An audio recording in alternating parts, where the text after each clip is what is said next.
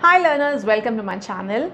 In this video today, we are going to continue on our journey of history of English literature that we had started in the previous video on Old English period. If you have not already watched that video, I suggest that you do, because it will help you to understand this one better, and you'll be storing information in your brain in a chronological way, and that's exactly how I would want you to store it, okay? So, like I said, now we have arrived at our second stop in this journey of history of British literature, right? And this is the Middle English period.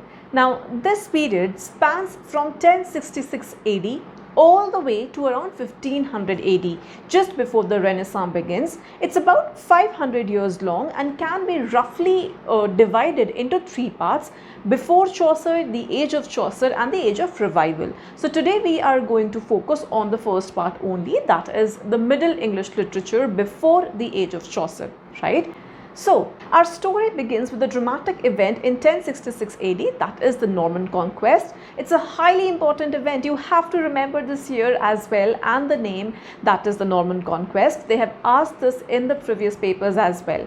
Now, William the Conqueror, who was the Duke of Normandy, which is a region in France, he crossed the English Channel and defeated the King Harold of England in the famous Battle of Hastings.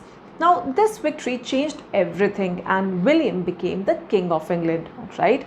Now, this marked the beginning of the Anglo-Norman period. But why does this matter? See, the reason it's important is because the Battle of Hastings did not just change who was in charge. It split English literature into two distinct periods. One, that is before 1066, we had the Anglo-Saxon period, and after 1066, when we had the Normans in power and we entered the Anglo-Norman period. Now, with the Normans ruling England, French became the language of the aristocracy. You have to remember here that they've come from France, so obviously they are going to bring those influences with them, right?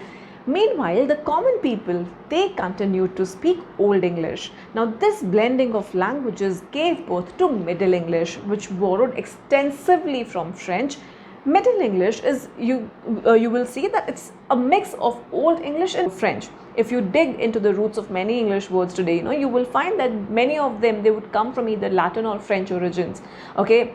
Also, during the Anglo-Norman period, literature began to reflect this cultural and linguistic fusion. The aristocracy wrote in French, while the common folk, they started to write in this new Middle English, okay?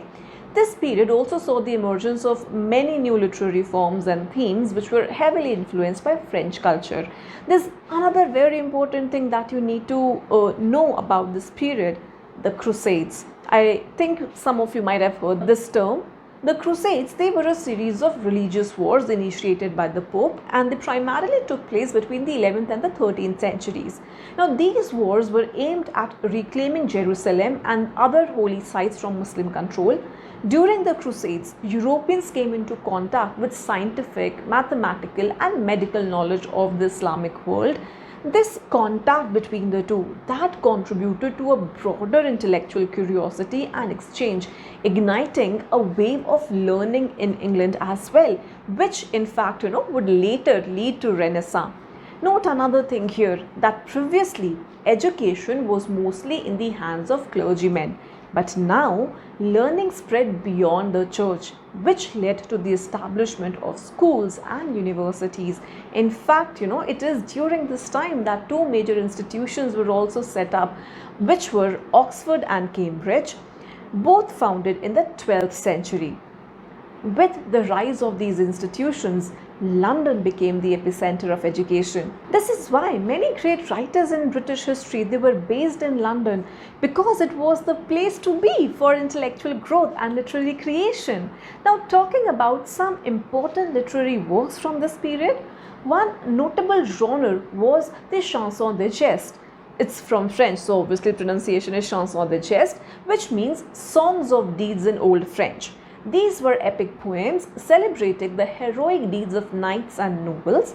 A significant theme was the Arthurian legends revolving around King Arthur and his knights' quest for the Holy Grail. Now, what is this Holy Grail? It refers to the cup that Jesus Christ had used at the Last Supper. Now, Arthur, his 12 knights of the Round Table, and their quests, they were legendary. However, the downfall of Arthur's kingdom, that came when one of his knights had an affair with Queen Guinevere. This story was retold by many writers, including Thomas Malory in Le Morte d'Arthur, The Death of Arthur, and this is something that would come later, okay? And also by Geoffrey of Monmouth in Historia Regum Britanniae. One notable figure from this era is an anonymous writer called the Pearl Poet. Pearl Poet is also known as the Gawain Poet. Why? We'll just see that. Now, he is credited with 4 remarkable poems: Pearl, Patience, Cleanness, and the chivalric romance titled Sir Gawain and the Green Knight. Because he wrote this poem, Pearl and Gawain and the Green Knight, that's why he's called the Pearl Poet or the Gawain Poet, right? Otherwise, we do not know his name. Sir Gawain and the Green Knight, also attributed to him, is a brilliant example of Arthurian romance. This narrative poem, it recounts Sir Gawain's adventure and his moral and physical testing by this enigmatic figure of the Green Knight. The work is also praised for its rich symbolism and this exploration of the chivalric code. Another work is The Owl and the Nightingale. That's another important Middle English text. Now, it's where there's a debate poem from the late 12th or the early 13th century, and it has a discussion between an owl and a nightingale, each symbolizing different perspectives on life and poetry, right? So this was it about the Middle English literature before Chaucer. Remember, understanding the historical context, that really helps us appreciate why literature evolved the way it did. It's not just about memorizing the dates and the names, it's about seeing the big picture and understanding the reasons behind these changes. Now, obviously, all that we have discussed here, this is just a snapshot, okay, because there are certain other important things as well to study from this period, all of which I take up in my online course.